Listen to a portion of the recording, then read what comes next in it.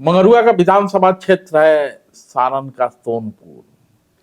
और उसी सोनपुर में विश्व प्रसिद्ध हरिहर क्षेत्र का मेला लगता है। 2 दिन बाद मेले की शुरुआत हो जाएगी। मेले की यादों को लेकर हम लोग बाद में बात करेंगे, उससे जुड़ी वीडियो भी चलाते रहेंगे। लेकिन आज थोड़ा मेले के सांस्कृतिक सामाजिक पहलुओं की चर्चा कर लेते हैं। तो 2 दिन बाद बिहार के विश्व प्रसिद्ध हरिहर क्षेत्र में सोनपुर मेले की शुरुआत हो जाएगी। सोनपुर राजधानी पटना से 25 किलोमीटर और वैशाली के हाजीपुर से 3 किलोमीटर दूर है। मंगरुआ का घर आमी के पास बोधा छपरा है, वहाँ से भी लगभग 25 से 28 किलोमीटर की दूरी है सोनपुर के हरिहर क्षेत्र के मेले की। हर साल कार्तिक पूर्णिमा माने नवंबर दिसंबर में मेले की शुरुआत होती है और धार्मिक महत्व तो मेले का है ही, साथ ही पशु मेला के लिए पशु मेला के नाम से प्रसिद्ध है, जहां बिहार की ग्रामीण सभ्यता और संस्कृति की झलक मिलती है। कई तरह की पौराणिक कथाएं प्रचलित हैं। कहा जाता है कि प्राचीन काल में यहाँ गंडक के तट पर गज और ग्राह के बीच लंबी लड़ाई चली थी। गज की पुकार सुनकर विष्णु यानी हरि और शिव अथवा हर के बीच बचाव के बाद ही यह लड़ाई समाप्त हुई। क्या सच्चाई है? भारत आस्थाओं का देश है।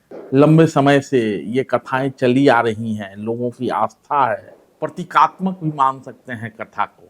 प्राचीन भारत में वैष्णव और शैव भक्तों के बीच सदियों तक चलने वाली लड़ाई का साक्षी रहा था।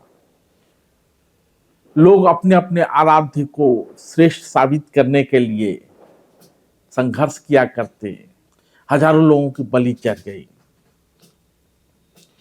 और इसी की समाप्ति के लिए गुप्त वंश के शासन में कार्तिक पूर्णिमा को वैष्णव और शैव आचार्यों का एक विराट सम्मेलन सोनपुर के गंडक तट पर आयोजित किया गया।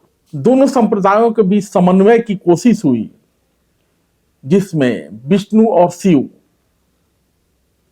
को ईश्वर का 2 रूप मानकर इस विवाद को हमेशा के लिए अंत किया गया। और उसी सम्मेलन की याद में सोनपुर में विष्णु और शिव की संयुक्त मूर्तियों के साथ हरिहर नाथ मंदिर की स्थापना की गई और गंडक नदी में स्नान कर भगवान हरिहर नाथ की पूजा यहीं से शुरू हुई। यानी सोनपुर की इस धरती पर हरिहर नाथ मंदिर दुनिया का इकलौता ऐसा मंदिर है जहां हरि यानी विष्णु और हर यानी शिव की एकीकृत मूर्ति है।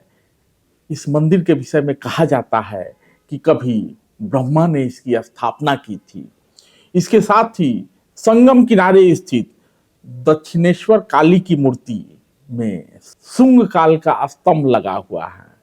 कुछ मूर्तियां जो यहाँ है वो तो गुप्त काल और पाल के समय की भी मानी जाती है। तो सोनपुर में लगने वाला हरिहर क्षेत्र का मेला आगे चलकर ग्रामीण अर्थव्यवस्था की रीढ़ यानी पशुओं की खरीद बिक्री का केंद्र भी बन गया।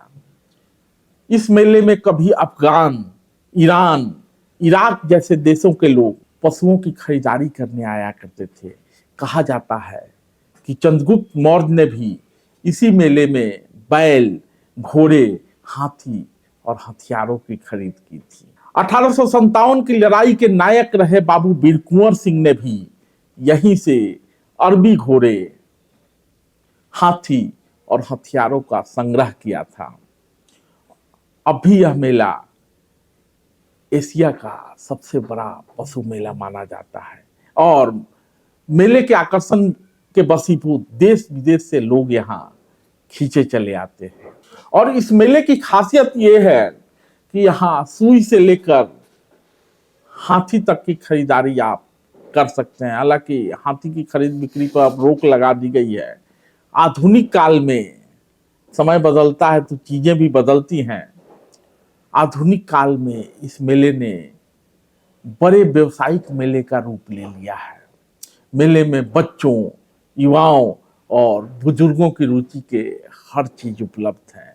खेल खिलौने भी, मनोरंजन भी, धर्म कर्म भी, घुमक्कड़ी भी, खेती और पशुपालन के सामान भी। और आजकल की नौछटिया पीढ़ी के आकर्षण का केंद्र तो वो थिएटर भी रहा है। तो थिएटर देखने भी लोग मेले में जाते हैं।